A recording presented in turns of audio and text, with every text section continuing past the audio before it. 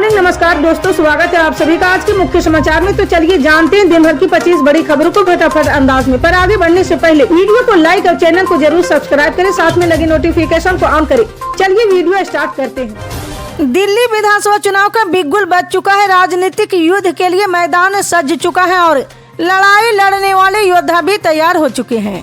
जी हाँ, ऐसे में किस किस के बीच इस बार कड़ा मुकाबला है, इसको लेकर अलग अलग दावे किए जा रहे हैं। एक तरफ जहां आम आदमी पार्टी दिल्ली विधानसभा चुनाव में अपना मुकाबला बीजेपी से मान रही है, तो वहीं दूसरी तरफ कांग्रेस अपना सीधा मुकाबला आम आदमी पार्टी से मान रही। जी हाँ, ये दावा कांग्रेस पार्टी के वरिष्ठ नेता और राजस्थान के पूर्व मुख्यमंत्री अशोक गहलोत ने किया है। हालांकि कहां पर किसका मुकाबला या फिर कौन ज्यादा ताकतवर नजर आ रहा, ये तो चुनावी नतीजों के बाद पता चलेगा, यानी कि 8 फरवरी को स्पष्ट हो जाएगा। लेकिन राजनीतिक तौर पर बयानबाजी जारी है। जी हां, अंदरूनी खबर ये भी मिल रही कि इस बार कांग्रेस पार्टी की सीटें बढ़ सकती है।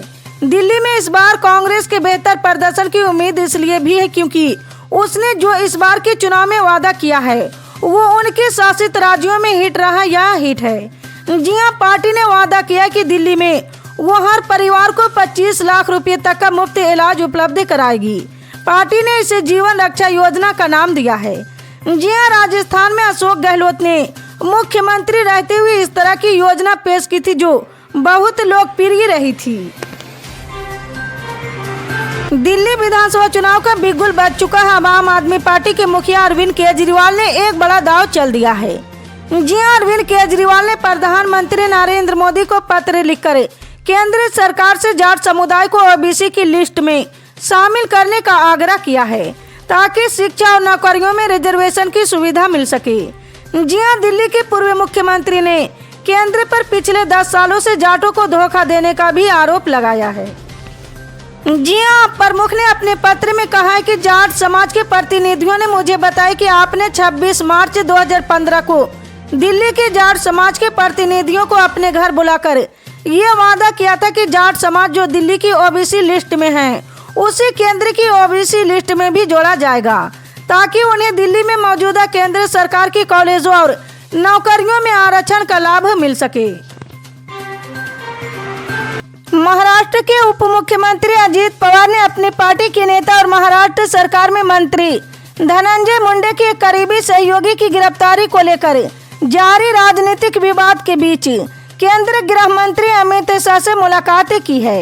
जी हां, महाराष्ट्र के खाद्य नागरिक आपूर्ति एवं उपभोक्ता संरक्षण मंत्री मुंडे समाजोग गांव के सरपंच संतोष देशमुख की हत्या को लेकर आलोचनाओं के घेरे में हैं।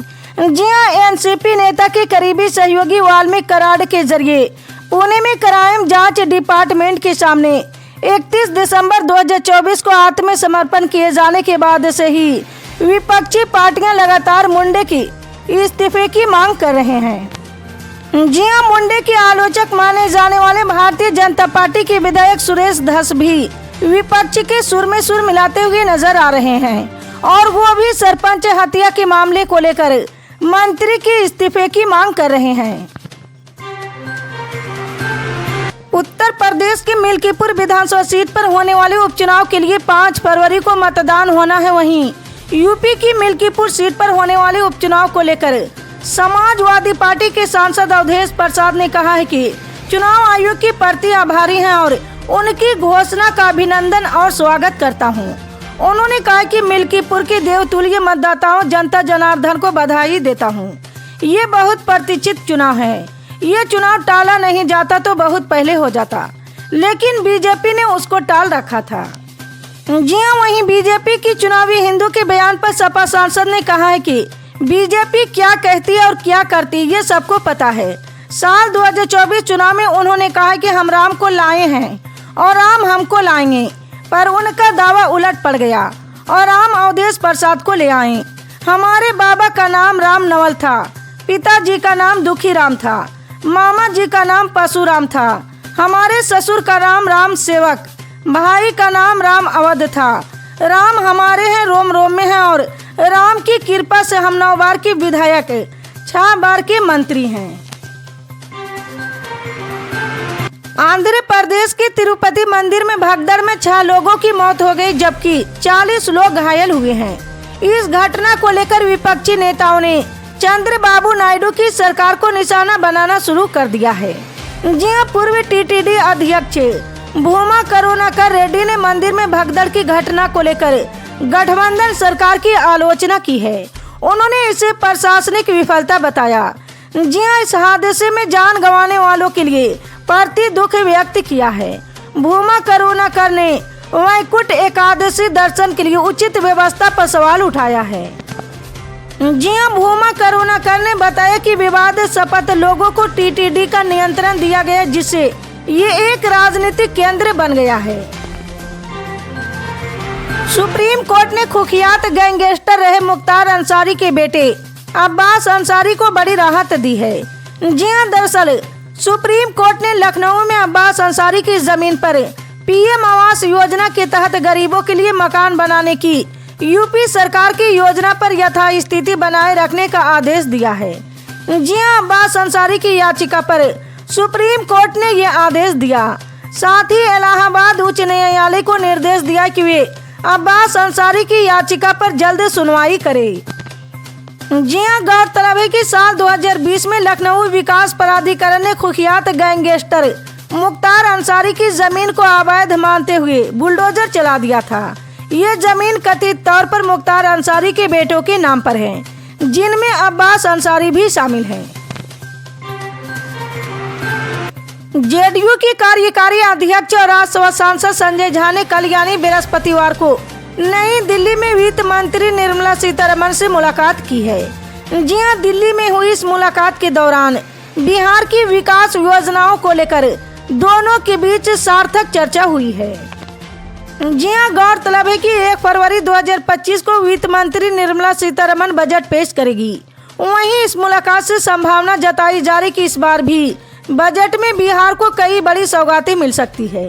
जी हां, बता दें कि केंद्र सरकार बनने के बाद 23 जुलाई को वित्त मंत्री निर्मला सीतारमण ने आम बजट पेश किया था। जी हां, बजट में वित्त मंत्री निर्मला सीतारमण ने बिहार के लिए कई घोषणाएं की थी।